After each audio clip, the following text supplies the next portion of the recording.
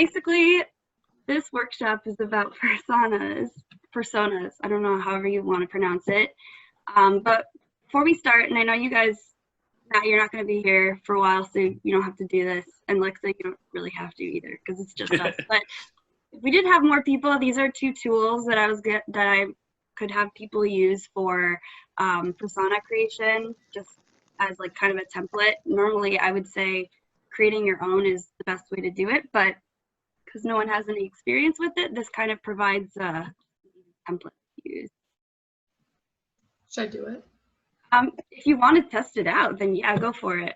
Whichever one. If you have a Miro account already, then you can use that, but otherwise either one is better. Maybe the Extensio one's a little bit easier to use, I would say.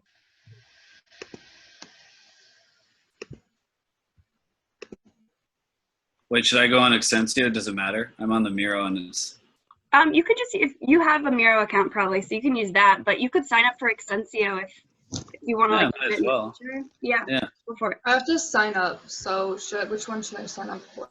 I would do Extensio. It's just a little bit better. It's a little more like fleshed out and easier.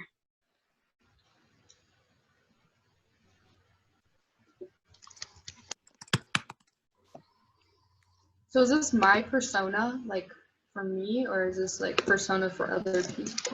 For other people. I'll go into like what it is in a second. I was just, yeah. Okay, I'll make it.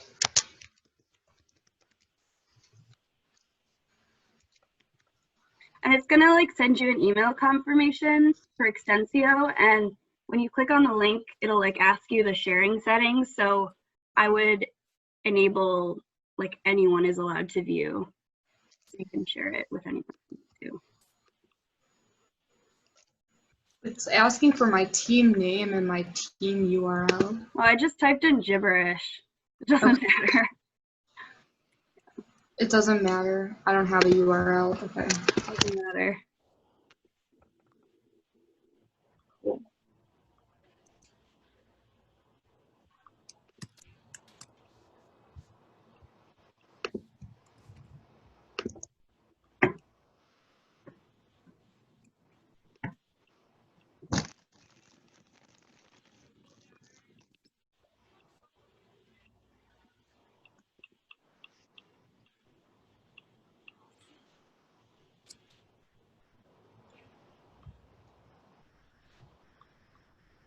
Got so many tabs open. I think it's slowing down my computer. I'm trying to. Yeah. Same. Probably like 100. Oh my. Just trying to confirm my email. Yeah, send really slowly. I don't know. But anyways, you can click on that in a bit, to confirm it. So this is kind of an example question that I would say is a good reason why you would create a persona. Like, how would you market or create a website for a public library versus a library for a university? Like, what would be the different audiences? What would be the different tools that people need to use, security settings, pretty much everything and anything. And a reason you would want to create a persona is it's just really important to market things in the right way and to get the right audience. These are some very long list of statistics. It's basically just saying that users or consumers are really annoyed when they get either like ads that are not targeted towards them, or they go to a website and it doesn't have the right tools, or maybe on the homepage it doesn't tell them anything about what the company is or why they might need to use it.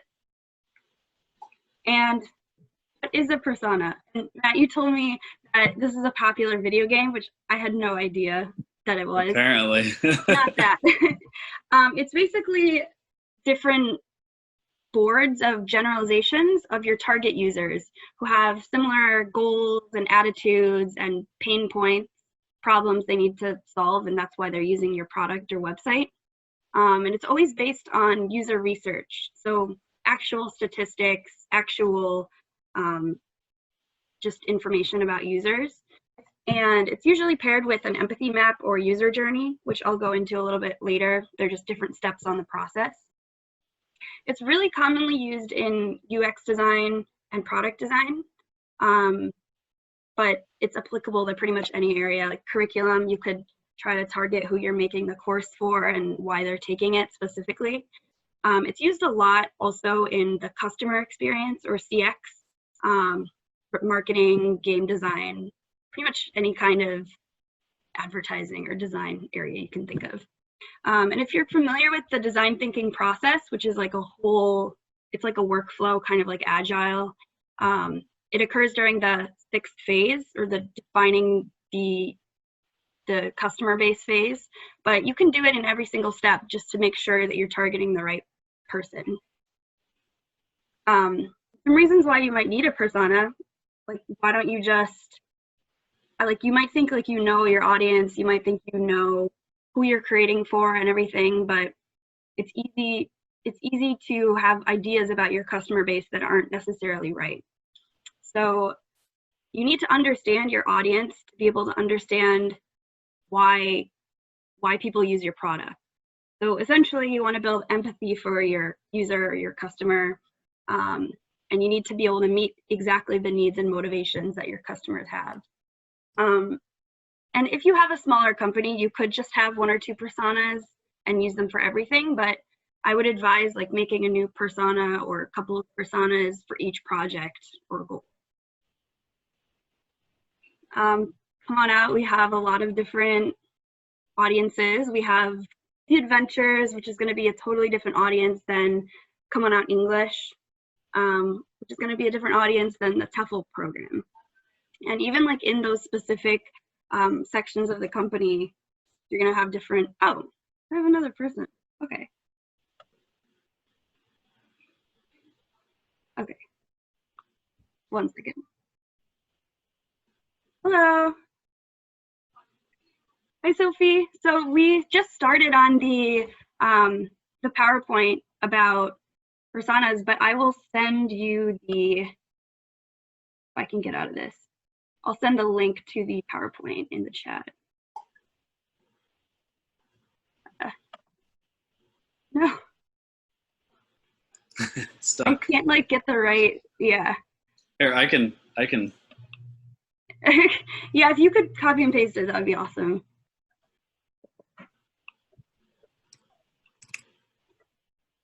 Yeah, got it. Let me go back to the front. So I just had Matt and Lexa sign up for accounts with Extensio or Miro, whichever is better. If you already have an account with Miro, you can use that, but I recommend Extensio just because if you want, you can practice making your own persona later on, and you need an account to do it. So if you want to go do that right now, it'll ask for like your company name. You can just type whatever you want, doesn't really matter. And I was just kind of going over a little bit about what personas are. It's not the popular video game. It's just kind of like an image of your average user base and what their needs are, what their pain points are, their goals in relation to your product. And it's usually used in like marketing or UX design, but it can even be used in game design. I know you're really into that. So yeah, so there's 2 different types of personas that are commonly used, the UX persona and the marketing persona. And they're mostly the same, but they have some small differences. The UX persona is to try to find empathy and behavioral patterns in like how your user will use usually a website or an app. And you don't need demographic information, you don't need photos unless they directly affect those decisions, because sometimes it's just too much information on a page. If you add unnecessary stuff like that, it can create unconscious biases through gender, age, race, anything. It's just better not to include that kind of stuff. It just basically helps you build the website and put certain information in certain places. And for a marketing persona, it's to remind the team of which market segment they're targeting. So usually it would include salary, like buying power, other demographic information, other stuff about personal life. Sometimes I've seen people include like brands that they commonly interact with or apps that they use. So it more helps you plan advertising campaigns and just stuff like that. And sometimes your users will also be buyers, like on the TEFL website, maybe you're designing a website to sell a product, so it's a marketing tool and it's a website. You can kind of combine both of those things. Every persona is going to be different. It's not like a set thing of information you need to include, but general guidelines for them. You don't want to have like 10 personas because that's just going to get too complicated. I would limit it to 1, maybe 2 personas per project, because it really is like the average of your customer base. And you don't want to be including like outliers or things like that. So it wouldn't be like 2 general personas if you have 2. It would be a primary and a secondary. And what I found really good, design for the primary, accommodate the secondary. So you can't really always accommodate 2 people in the same way. Sometimes you just have to focus on the bigger customer base, and that's okay. And it just like lets you focus on the key elements. And yeah. And I was saying earlier that these personas should be based on actual research, on actual data. And if they're not, they can be inaccurate. They can just be like false ideas of what your customer base is. But there's an exception for that. If you're a new company and you don't have any data and you don't have the resources to do surveys or you don't have any website yet, then that's a perfectly acceptable reason to create a persona of what you think like your ideal or target customer base is. But I would only do that for like new projects or new companies. I think Come On Out English is a new enough one that we could do that, but Come On Out Japan is not. What makes a good persona? So you want, like I said, you want to use real research, real user patterns, and not assumptions. And because assumptions will be self-fulfilling prophecies. So if you assume something about your user base that's not true, then you're going to be pulling in users that are like that. And that's not necessarily going to get you the most business. And they include flaws. You don't want to have like a perfect person. Just because sometimes it might include your ideal user base doesn't necessarily mean that that's who's actually going to visit your website and who you actually need to accommodate for. And you need to make it believable because, like I said, the point of most personas is to incite empathy, and that's not going to happen if you see this person as like a stereotype or just like a caricature, something real. And you don't want too much information on there. It needs to be concise and it needs to be readable, and you need to be able to remember everything included. What makes a bad persona? Useless information. It can be fun, it can be creative, but if you include like your favorite theme park or like your favorite color, if it's not related to your project then or product, then it's going to take up space. It's not going to be wordiness. Like, I know I have a problem with this, and it's easy to like write too much on there, but you need to be able to cut things down to the core. And lazy research. So even if you base your persona on real data, if the research is not fully fleshed out, then it's going to make a persona that doesn't represent your customer base. Or if it's too generalized or too specific, then it's not going to be helpful. So I have some personas here that I think are pretty good representations of personas you could make. And you'll notice that they all have different information on here, and it's really just going to depend on what product or what company or who you're designing for. So here, this one has a picture. That's kind of a debated point that some people say you shouldn't include a picture because, you know, unconscious biases. Some people say you should because it humanizes them. It's really up to you what you do. This one includes slider bars, which is also kind of debated, like the personality, the technology. Some people say that it's too general. Other people say that it's a good way to visualize information. This one's really pretty. I like this persona a lot. It's simple. The one thing I think it is missing is short keywords and phrases. I think they could include more relevant information in less space. But it's very clear what it's for. It's for someone who's going to events and someone who maybe who's like a concert goer or something. Easy to look at.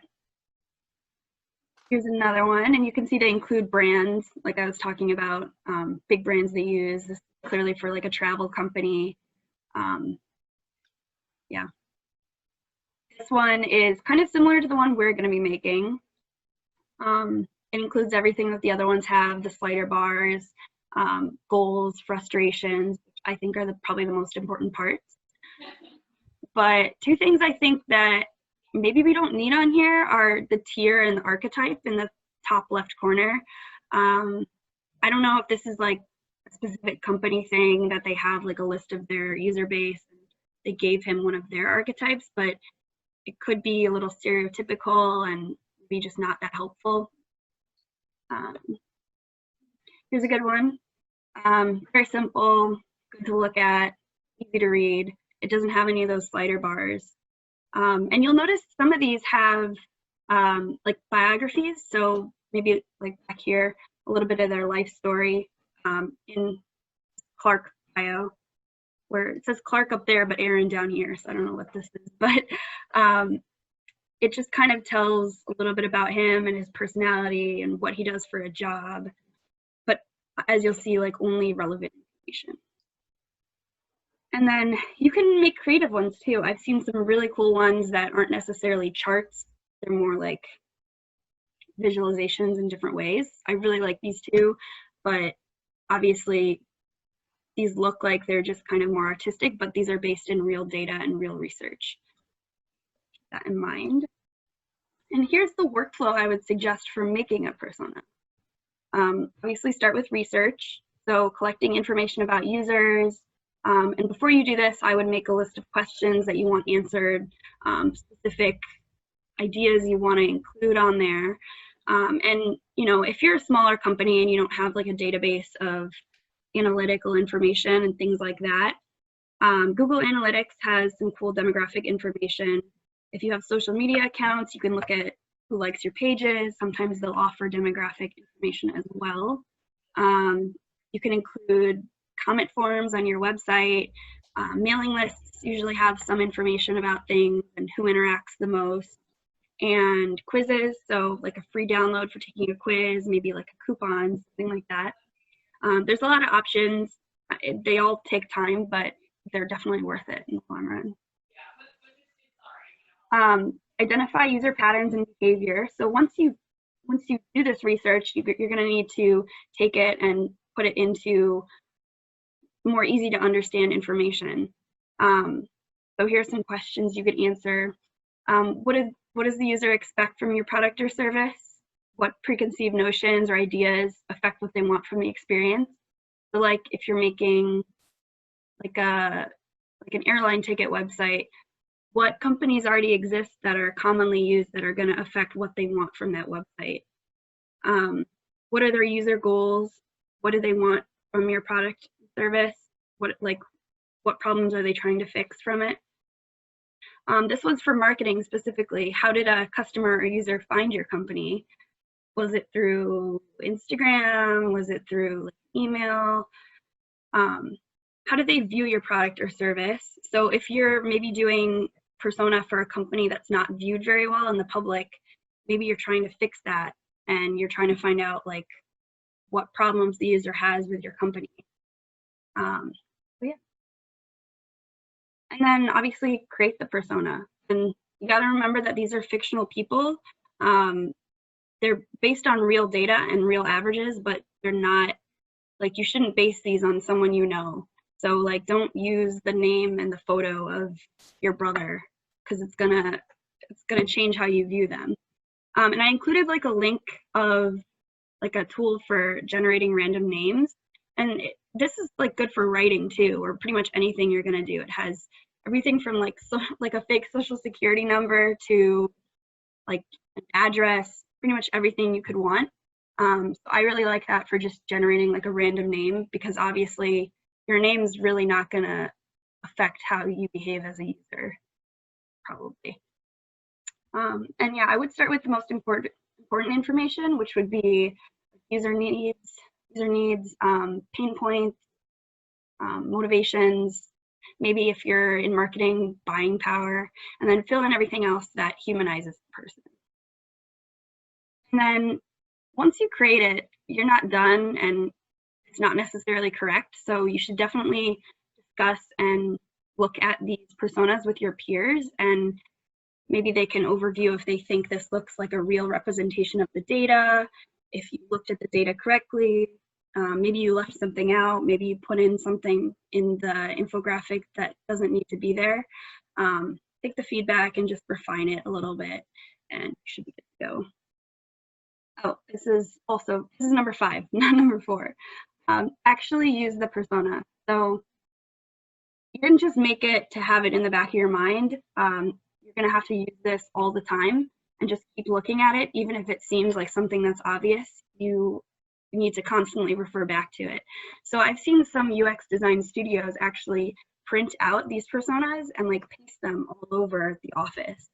I know we're not like in a physical office, but if you just have it kind of like open on your desktop and you remember to look back at it, then that should probably be enough. So this is a slide about formatting the persona. Here are some lists of other things you could include on the persona. Obviously, you're not going to need all of these for every persona. They're just optional. But like I said, the most important ones are going to be pain points, motivators, needs, maybe like obstacles to using or purchasing them, and some tips. Like I said, there's debate over certain things you should or should not include, but I've included like some links to where you can read more about that. You don't need to include every single piece of information. You're just going to have to pick out what's the most important for your company. And some people like to create negative personas of users that they are trying to avoid.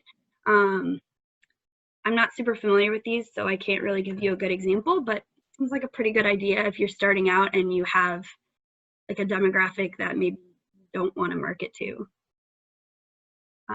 Yeah, so I think this is a screenshot of Extensio. It might not be, but it's pretty much, it looks like pretty much exactly the same. So there's going to be slider bars on here. There's going to be a place you can add a picture, frustrations, goals. And I think on Extensio, yeah, it is Extensio. I think you can add new sections. So if there's like a feature on that list I showed that maybe you want to include that's not on here, feel free to add it. But if you want to like test out creating a persona, that would be a good time to use Extensio and create a persona. And I chose a company that I had to work with for a user interface class that I took, which is like designing a website, the actual visual design of it. It's called TPEGs, and if you click on it, it's a website for a tea company. And I wrote that this company, their goals in this persona creation are identify who is buying their tea, and with that information, they're going to want to create a more visually appealing website and maybe like add features that they don't have, or just make it like easier to use for their users. I know you guys are more curriculum video design people, but so you can like do a different project if you can think of something. And then this TPEG user base tends to be based in the UK. So if that has any like influence on how they purchase things or how they use the website, then that might be important. They're usually interested in sustainability. Instead of like a more traditional user base, they're generally younger and more like trendy. And their user base wants new and unique flavors and concept and products. So they have some really interesting products on there, actually. I kind of want to buy one, but yeah. So if you want to try out like making this persona and you have the Extensio account, then you can open that up right now.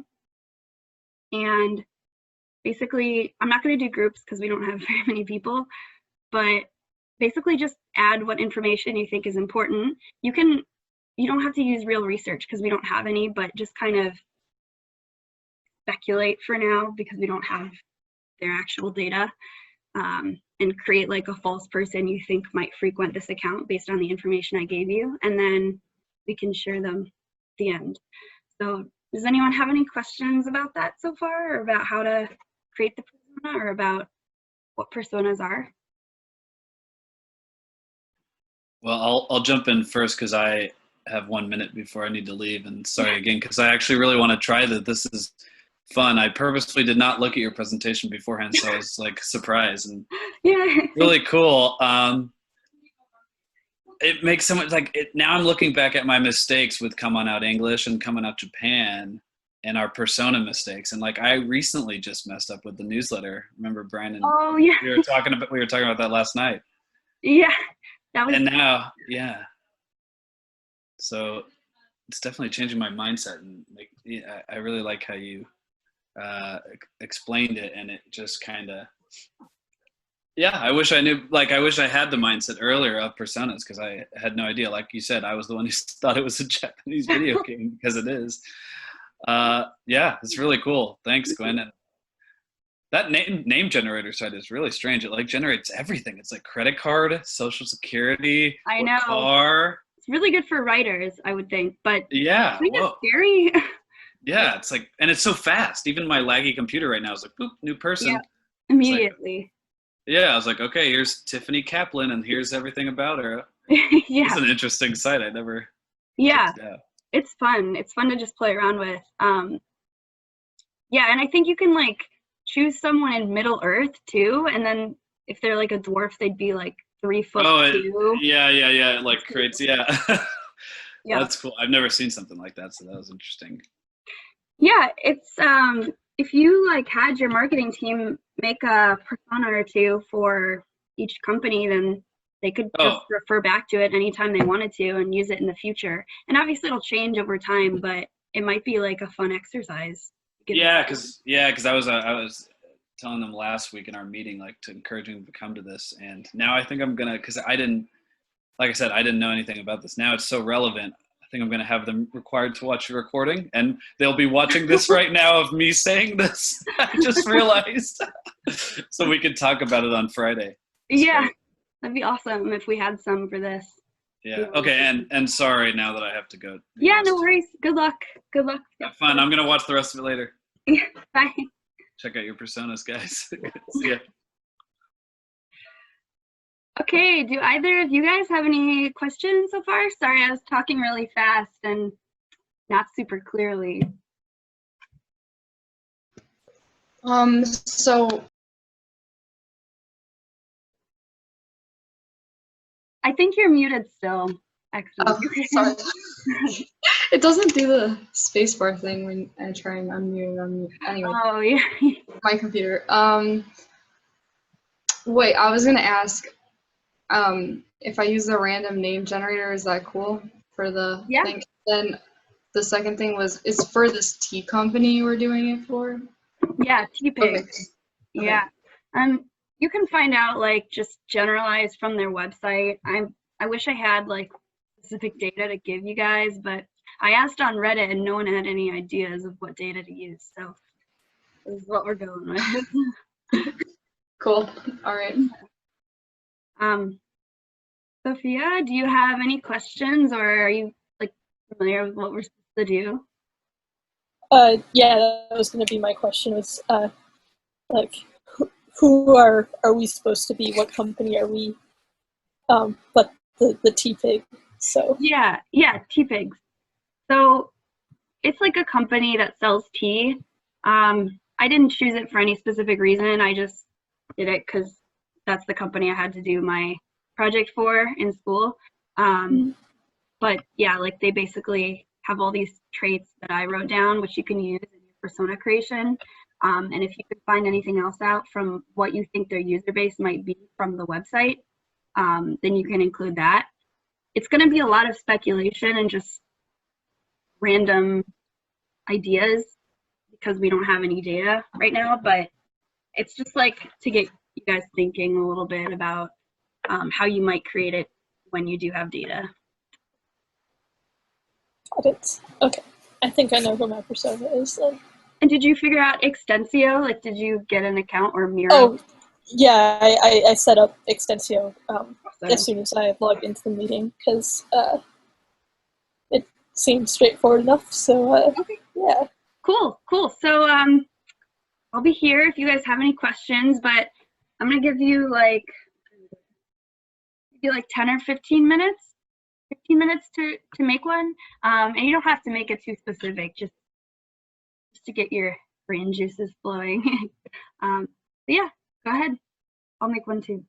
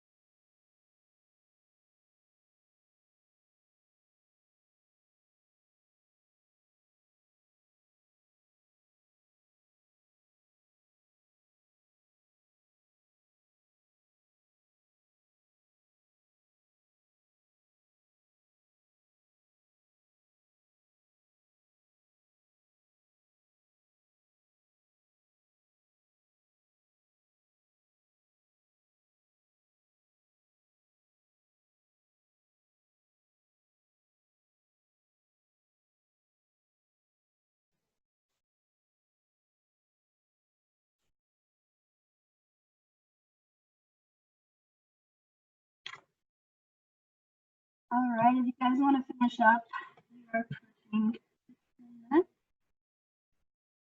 I'll give you guys one more minute to just finish everything you got.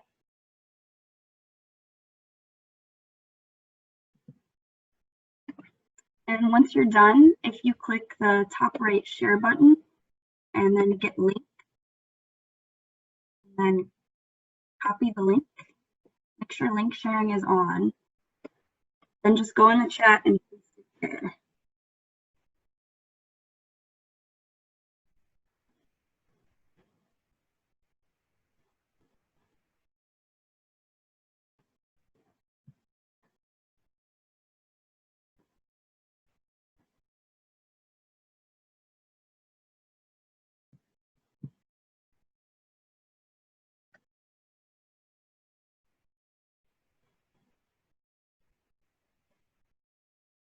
All right, is everyone done? You guys ready?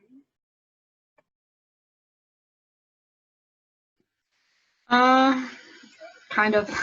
Do you guys want a few more minutes? Maybe like one more minute. Sounds good. Thanks. I'll give you.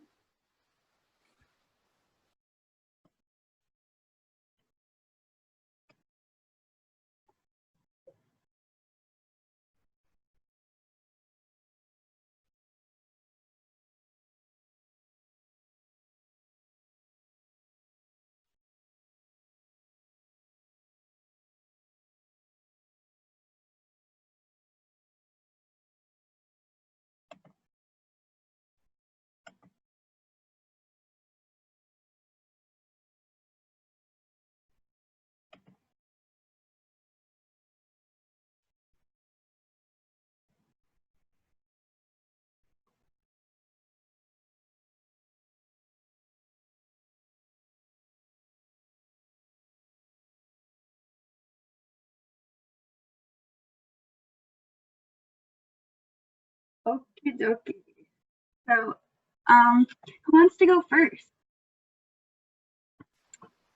Yeah, do you want to go? Do you want to share your persona? I know you pasted it, but do you want to screen share? Oh, yeah, I could do that. Awesome. All right. Let's see if this works, because I was having a little trouble with it last time. It might be my setting. Oh, yeah, it's starting to do the it's starting to do the rainbow circle thingy, so I'm gonna not do that. But I did paste the link in. Okay. All right. Let's all just open the link, and why don't you go over persona? Yeah. So this is Tara Lake. She's 23. She's a grad student. She's single, and she lives in San Francisco.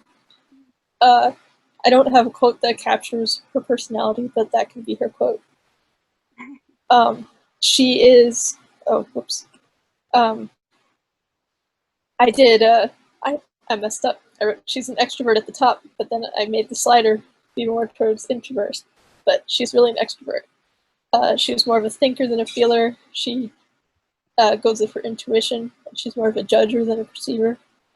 Her 4 traits at the top are she's an extrovert, she's a good communicator, good listener, and she likes public speaking.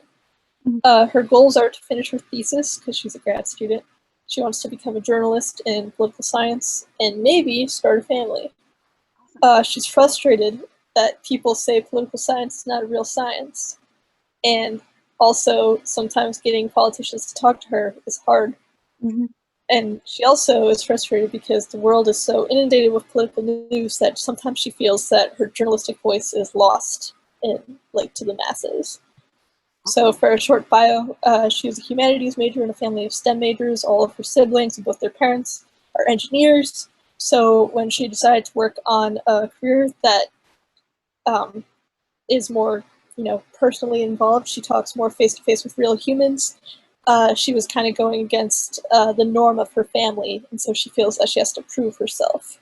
She has a strong sense of justice, and she thinks that to achieve, global justice, the general public should become more politically involved. And the reason she thinks that is an informed and active public is sure to become more socially aware and therefore help each other out more. Her motivation, so she's definitely socially motivated because she's a people person. And because she is a people person in the age of social media, that's the best way to reach her. And I think that she would be an ideal person for the T-Pigs mood-o-meter, because if you go to their website and you go to you like mouse over their shop function, it says user mood-o-meter. And so she can, if she was up all night writing her thesis, she can select sleepy, and then she'll find a good tea for that.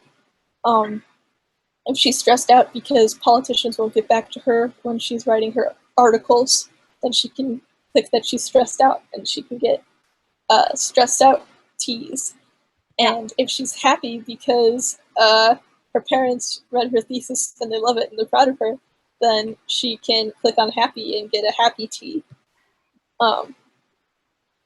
Yeah, or there is no happy, but there's like indulgent, so she can like. One of the brands I think was Happy Tea when I was scrolling through the shop. So, but yeah, so she can get a tea that mirrors her mood, or can help her with her mood and allow her to keep going and get those goals. Mm-hmm. Yeah, this is great. I love this. I like how you gave her a backstory and you gave her personal goals. They don't, like, even though it's a general snapshot of the average customer, people will still need to have their own personal life stories just to develop empathy. So even if these like goals and frustrations don't apply to every customer, it's like kind of a generic snapshot of who the customer might be. So I really like how you did that. And I like how you used specific aspects of the website to kind of like motivate this persona. So it was good. I like it a lot. Good job. Thank you. Yeah, I know I didn't give you guys a lot to go off of. It's kind of like a mix between a marketing persona and a UX persona. But obviously, like if you use these in the future, you'll have a more set goal and like more specifics to go off of. But this is really good. Thank you. Yeah, Lexa, do you have a link to your persona?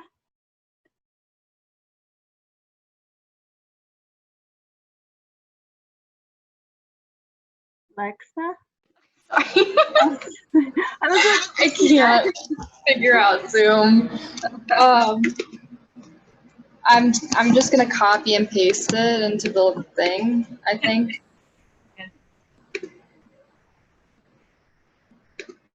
Okay. Hopefully you can see it. I don't know. Okay, it says private. So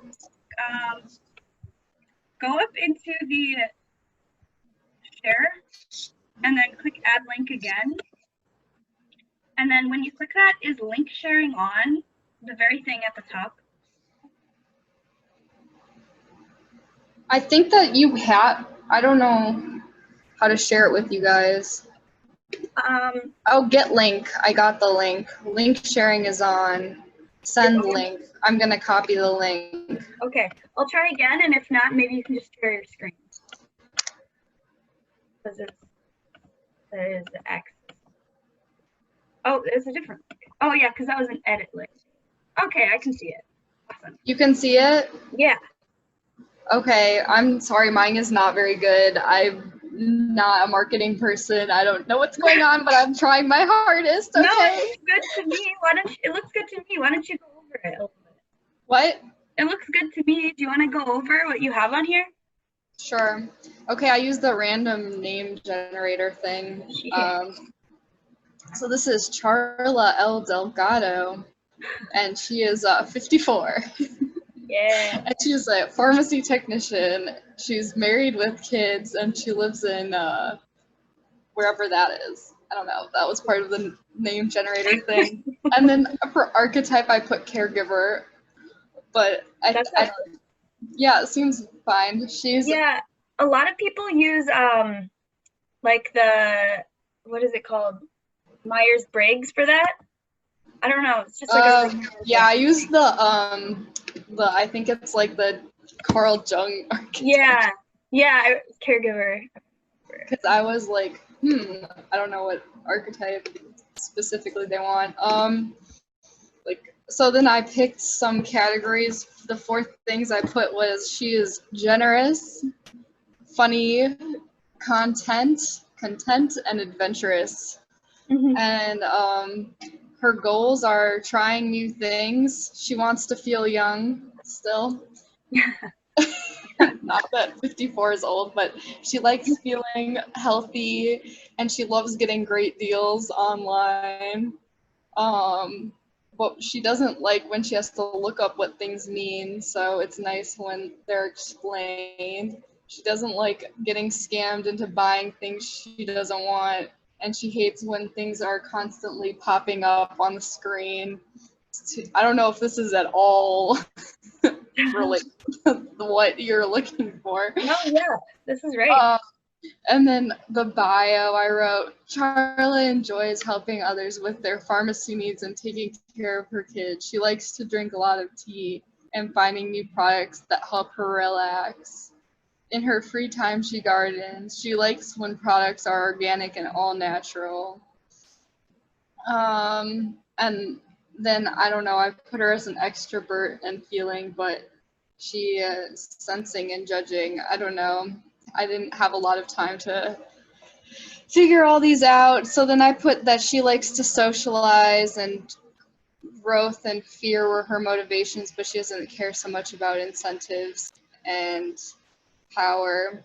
And then I put that she likes when people refer referrals, like she like trusts other people. And she also has like, cause she's kind of older, she trusts like ads, but not so much new things online, but she still wants to try. I don't know. I went with the like persona, the name generated like age. Maybe that's not the age that you're marketing to, but I thought maybe we could try. I don't know. That's no, it. I think that's good because I wrote that their user base is getting younger, but that doesn't mean that they don't have an older user base.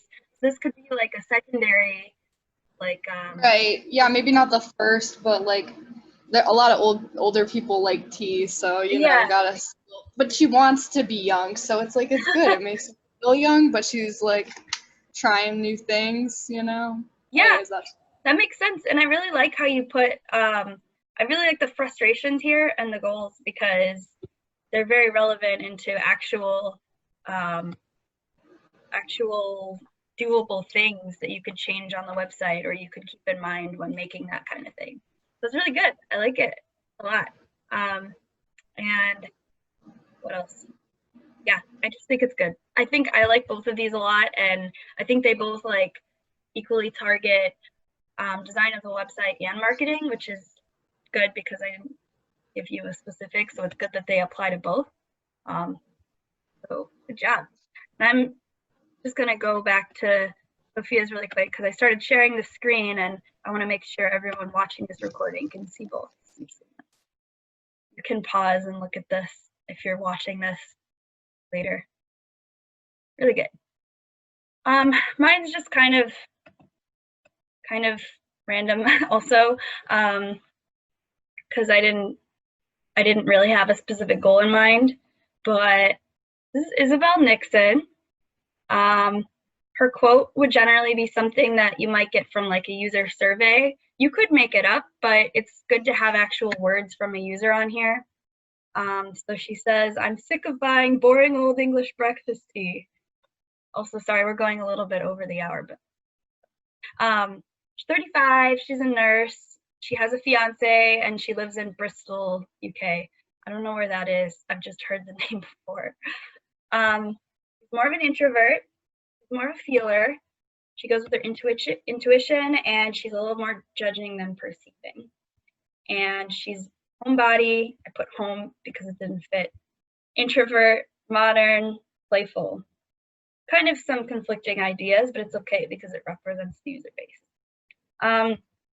Her goals and frustrations are a little bit less fleshed out than both of yours. I like both of yours a lot better because they characterize them and they give them a backstory. I was just trying to fill this in as fast as possible. So her goals are to buy tea from a modern and sustainable place, fill her life with little joys, visit websites that provide a delightful shopping experience.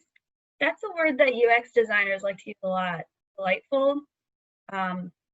Can't have every website be delightful, but I think it applies in this case.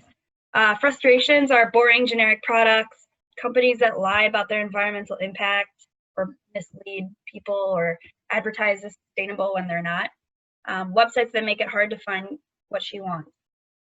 So this website makes it easy because of Sophia, the feelings meter that they have, which I think is really cool too. Her bio, Isabel grew up drinking generic English breakfast tea. She wants to try something new, but worries about the environmental impact of her purchases. As a nurse, Isabel has a stressful work life and wants to relax and have fun at home. Though she is a homebody, she fills her day-to-day life with products that spark little pockets of joy. A little cheesy, but I think you know what I mean. So the bio is something that you can like write about her history and who she is, but it should also maybe talk a little bit about her like motivations behind taking out this company. And so I changed up some stuff on here because I don't think all of the stuff that Exensio had applied, so I just added some things. Her motivations are human rights, relaxation, growth, power, and social, not really. I think because I changed these would work better as like a list rather than like a bar, because obviously if they're her motivations, they're all going to be high up there, but it doesn't matter, however you want to do it. She enjoys adventurous food, Netflix, gardening, reading, bubble baths, the beach, and listening to jazz music. And her pain points, which would be like frustrations in similar companies or maybe like problems that she wants to solve by seeking out the product. Disorganization, no visual appeal, and advertising that offers no benefit to her. So she likes maybe like Instagram ads that give her like a quiz or like a coupon or something that she can like interact with. And she doesn't like generic websites because she likes to seek out new and adventurous products. So why would she like an adventurous website? Yeah, and that's all I have for Isabel. It's not a perfect persona. It's just like a nice little exercise. So thanks for doing that. I hope it got your like brain thinking a little bit about maybe like using this in the future. So I'm just going to go back to the rest of the slide. So I mentioned these two things in the beginning, and Sophia, I don't know if you might not have been here, but personas are usually used in tandem with something called a user journey and an empathy map. You don't have to do all of them. It's just they work really well together and they help clarify things a little bit. So an empathy map isn't like an alternative to a persona. It would usually be something you would do before creating a persona in order to like get your mind in the right place about who the user is and like what's important to them. So it's kind of like same thing, a visual representation of how a user feels and behaves. But instead of like a detailed character or persona, like it would be generic ideas and generic concepts. So I put a little graphic here on the right. So you'd have the user in the middle, the things they say, the things they think, the things they feel, the things they do, goals. If you look up an empathy map, you'll see a bunch of different variations of this. Sometimes they'll have like 8 different areas you can fill in. Sometimes they'll only have 3 or 4. But like I said, it just depends on your company and how detailed you want to get with it. And the other thing is a user journey. So it helps you get into the mind of your actual user and see things from their point of view instead of from a marketing point of view. And it's usually like a timeline of steps that represent a user interacting with your product, so touch points with the product. and it answers the question, how do people actually use our product? And we're doing this for a website.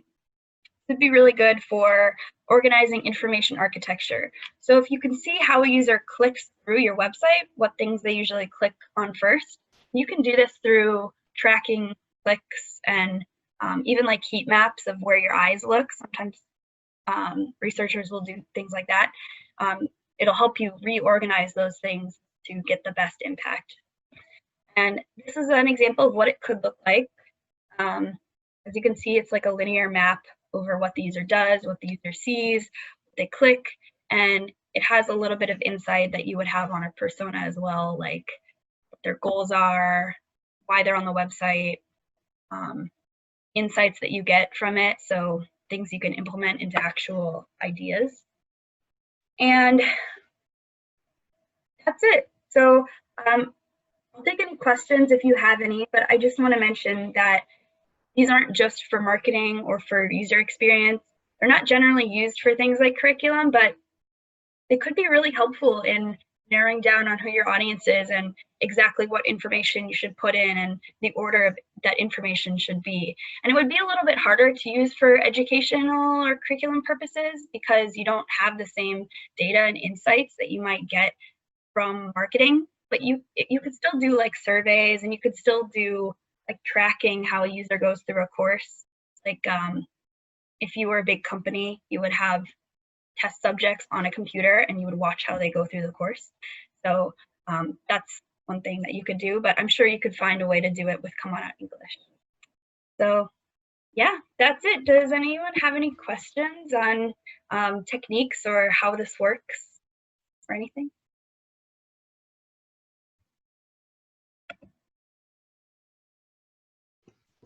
Well, I've never thought about this before because I'm not like, of marketing, but it was very interesting. It's really kind of fun to make the persona, like imagine it, and then you kind of get a little attached and you want to like do a good job for them. So it's like a little bit more motivation to do, I don't know, but Yeah. and it could be used for curriculum too and stuff. So it's like good to keep in mind. And yeah, thanks. It's like a whole new world. Yeah, for sure. I mean, yeah, it's not something that you usually think about, and you know, there's different schools of thoughts like anything. I mean, some people think they're useless, some people think that they're absolutely necessary. It just depends on how you do your workflow. But at a lot of companies, they'll require doing this to get anything done. So it's a really good thing to know, I think. Thanks, Gwen. Yeah, thanks. Yeah, thanks, Gwen. I don't have any questions. Oh, yeah, no problem. You guys can check out the Google Slide, and I have more links on there, and there's more stuff in the speaker notes if you're more interested in learning stuff in a little bit more detail or looking at articles about it. Yeah, I really appreciate you guys taking the time for this. I know it wasn't short, so thank you so much for being here.